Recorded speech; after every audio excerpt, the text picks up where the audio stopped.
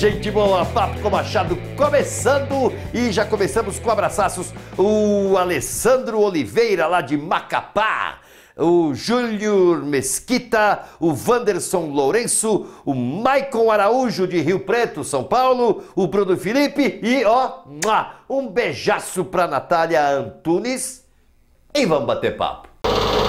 Hoje vamos lá, vamos tentar responder as perguntas desse vulcão de perguntas que desabou novamente. De vez em quando a gente faz isso, pega um amontoado de perguntas que supostamente terão respostas rápidas e a gente joga todas de uma vez. Vamos ver se essa erupção não vai gerar um vídeo de 4 horas e meia. Vamos começar rapidinho. Matheus de Natal, Rio Grande do Norte. Antigamente primeiro ao cinema, depois TV. E agora primeiro cinema, depois plataformas e depois TV. O que você está achando disso no mercado da dublagem brasileira atualmente? Ô, Matheus, eu não estou achando nada porque não é isso, tá? Não é primeiro cinema, depois TV, primeiro cinema, depois Netflix, primeiro... Não, às vezes não vai para o cinema, é só TV. Às vezes não vai para a TV, é só Netflix. Não existe essa ordem das coisas na dublagem, tá? De qualquer maneira, quando acontece essa ordem, fico dividido entre o profissional e o artista e o público. Porque também sou público, certo? Também gosto de assistir as coisas. O profissional pensa no trabalho, no rendimento, na grana, no sustento. Esse gosta, curte, porque eles fazem umas coisas meio malucas. Eles mandam dublar para o cinema, depois mandam dublar de novo para pôr no Netflix. Ou manda dublar de novo para mandar para a TV. Ah, não quero essa dublagem, quero outra. Sei lá, acontece isso com uma certa frequência. Então, como profissional, é legal. Quanto mais plataforma tiver, mais vezes a gente faz.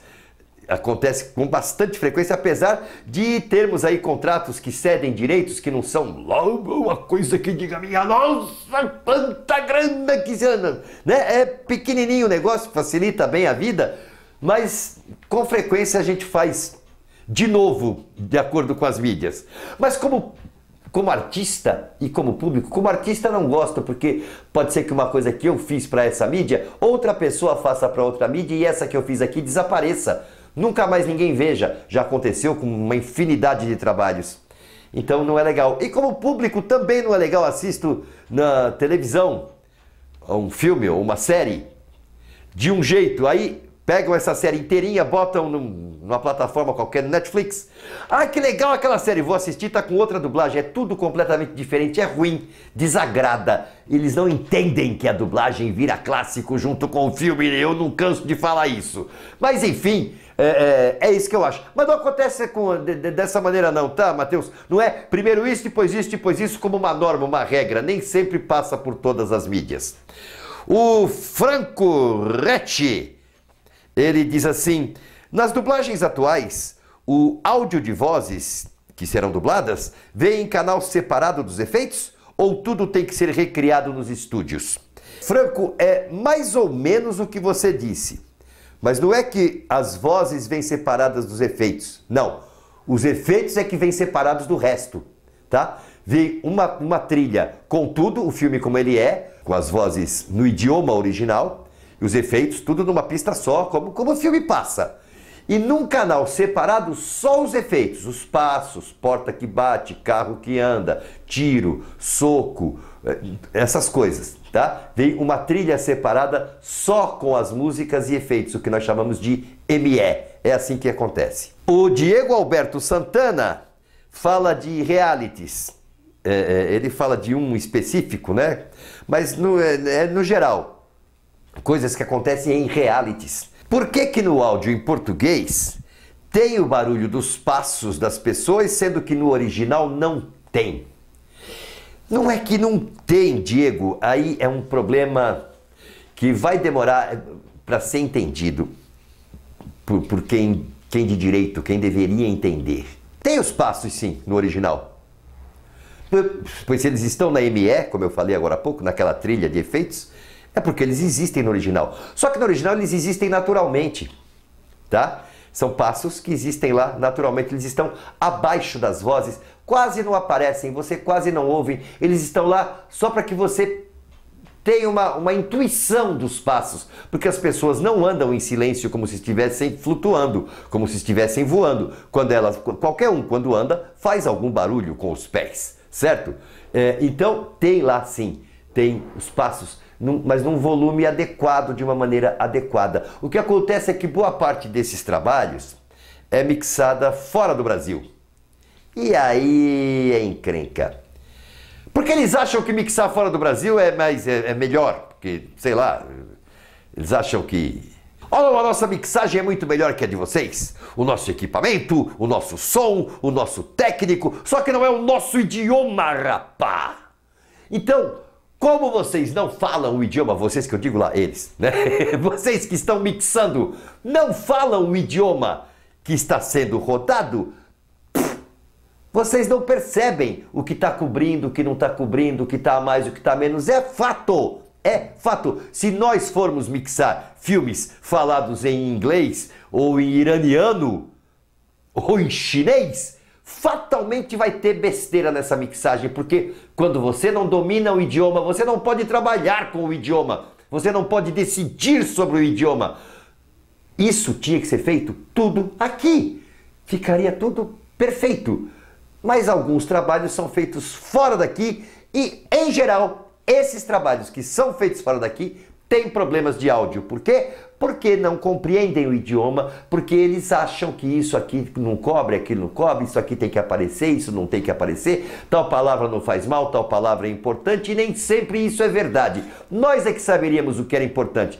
E aí, às vezes, acontece isso. O camarada está falando enquanto anda e parece que ele está dançando flamenco, pacte, pacte, pacte, pacte, pacte, com aqueles pés. Paciência! Enquanto perdurar essa insistência em achar que somos incompetentes tecnicamente, essas coisas vão acontecer. O Alan, de São Paulo, e o Alex Santos também fazem mais ou menos a mesma pergunta, querem saber mais ou menos a mesma coisa. Existe arquivo de dublagem, principalmente das coisas mais antigas? Tirando, por exemplo, o SBT, que tem arquivo de produtos dublados, as empresas guardam?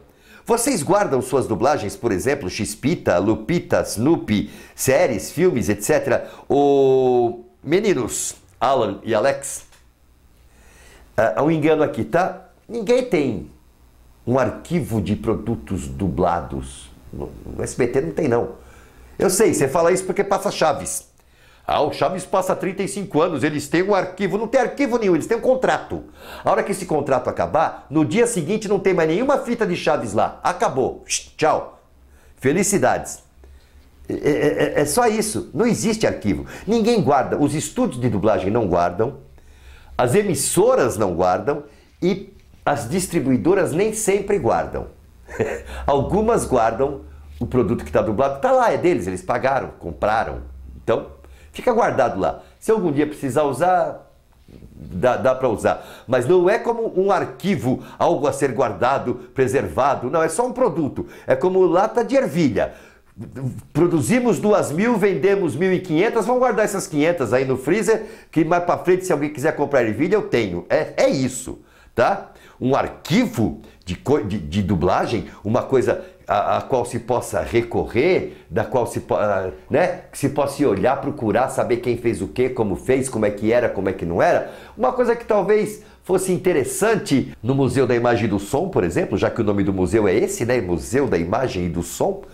Não, ninguém tem um arquivo desse. Ninguém. Nada é guardado, nada é preservado, como se não fosse importante. E é importante. Mas isso é por enquanto. Uma hora talvez alguém comece a se preocupar com isso. Michel Alves, de Duque de Caxias, Rio de Janeiro. Qual é o mais difícil de dublar? Séries, filmes ou desenhos? Não existe isso, tá? De vez em quando alguém aparece perguntando isso. Não existe. Tal coisa é mais difícil de dublar. Não, não. Tem séries muito fáceis, séries muito difíceis, tem desenhos facílimos. Eu sempre falo isso, desenhos japoneses, em geral, são mais fáceis. Você pode só correr, porque a boca só faz... É o mesmo movimento, quando muito é...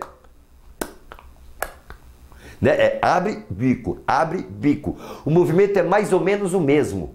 A ação é o que importa, a luta é o que importa, os efeitos é o que importa. Boca, em geral, não importa muito nos desenhos japoneses. Então você pode ir cobrindo aquilo assim, rápido, que vai dar certo. Num desenho da Disney, por exemplo, onde a boca, da Pixar também, mesmo que sejam monstros, as bocas reproduzem o movimento normal de uma pessoa falando, é muito mais difícil dublar esses desenhos. E tem filmes, longa-metragens que são fáceis, longas que são dificílimos, séries que são dificílimas, realities muito fáceis, não existe um estilo de trabalho que seja mais fácil ou mais difícil que o outro. Tem coisas fáceis e difíceis em todos os estilos.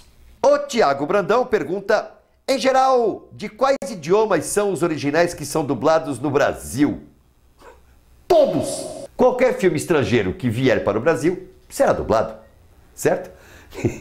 E não importa de onde ele venha. Nós dublamos com frequência, com bastante frequência. O grosso, né, do nosso trabalho são os filmes em inglês. Filmes produzidos nos Estados Unidos, na Inglaterra, na Austrália, né, esses filmes. Mas também dublamos filmes franceses, italianos, alemães. Já dublamos filmes russos, muitos filmes russos, chineses. Muitos filmes de Kung Fu chineses, filmes japoneses, uma infinidade, filmes e desenhos japoneses, animações japonesas. E até filmes, eu cuidei do trabalho, eu fiz tradução e direção de 3 filmes iranianos, falados em iraniano. Filmes produzidos na Índia. A Índia tem, sei lá, 240 dialetos diferentes. Cada filme vem de um jeito diferente, sei lá qual idioma. Nem dá para saber o nome de todos eles, dos filmes produzidos na Índia. Ou seja, a gente dubla o que aparecer, meu amigo. Tudo. Qual idioma? Qualquer um. O que vier. Rafael Fernandes Furtado da Silva quer saber, os diretores de dublagem são contratados de um estúdio ou são freelancers, assim como os dubladores que trabalham em mais de um estúdio por dia? Rafael, os diretores, em sua esmagadora maioria, são freelancers.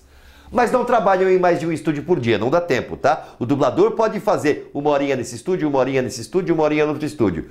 O diretor não dirige 1 horinha aqui, 1 horinha aqui, ele dirige um filme. Então ele vai fazer aquele trabalho, ocupa o tempo todo dele. Durante um período, ele não pode trabalhar em outros estúdios enquanto estiver fazendo determinado trabalho. Mas, na maioria, os diretores também são freelancers. Wilker Medeiros, de Recife, pergunta por que geralmente dublam os documentários em forma de voice-over, onde sempre ouvimos o áudio original e a dublagem por cima. Wilker, houve um tempo em que se dizia uma coisa que é meio boba, vai, para manter a credibilidade do documentário. Quando você ouve a voz original por baixo, dá credibilidade. Isso é uma conversa fiada, né? Fala a verdade, não faz o menor sentido.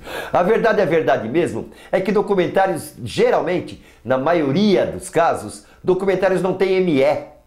Então, não tem como colocar, porque na hora que você dubla, você tira o som original todo e dubla.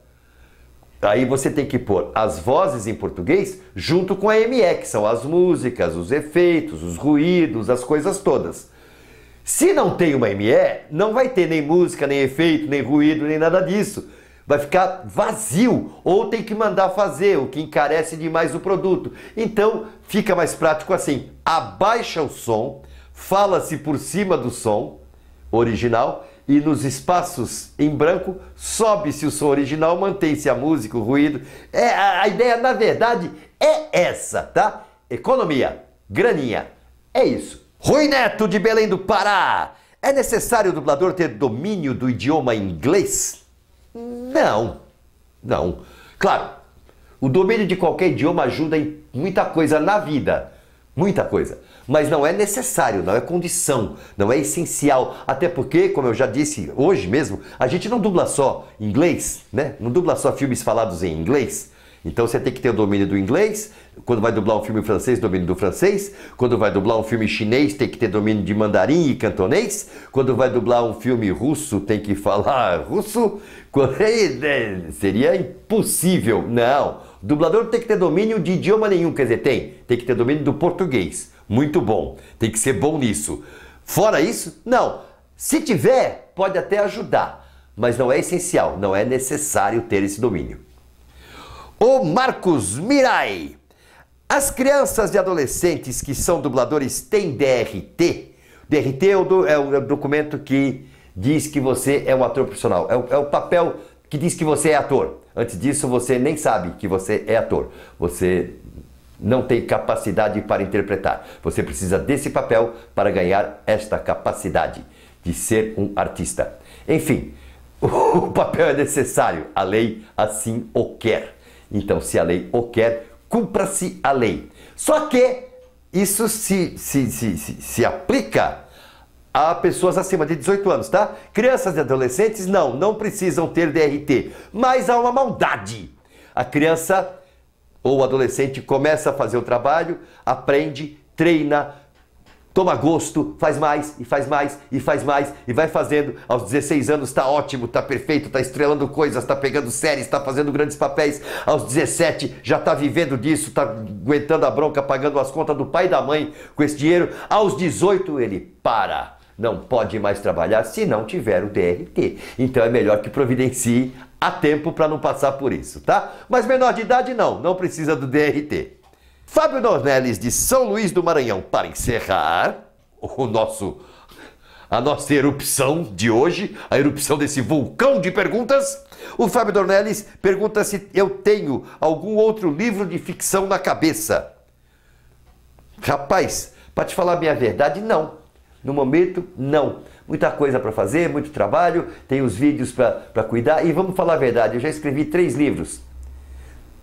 Quem compra? Então, não dá muito ânimo de fazer um 4º. Vamos esperar, mas uma hora eu não aguento e faço um 4º livro, seja do que for, ficção, não ficção, pensamentos, não sei. Mas uma hora eu acabo escrevendo mais um, tá? Por enquanto, essa área está quietinha. Estou muito atrapalhado com todas as outras áreas. E ficamos por aqui, vamos encerrar depois dessa erupção, dessa lava toda de perguntas, cobrindo tudo, transformando o Papo com Machado numa verdadeira Pompeia. Nós encerramos. Chega por hoje, a gente volta em próximos vídeos, volta logo logo, tá? Mas por hoje, ó, acabou o gás! Legal! Ó, continuem assistindo, continuem prestigiando. Tô curtindo muito, muito obrigado. Tragam mais gente, né? Vamos trazer mais gente, vamos arrumar mais inscrição para o canal poder continuar existindo. Muito obrigado a todos vocês. Ó, beijaço e até o próximo vídeo.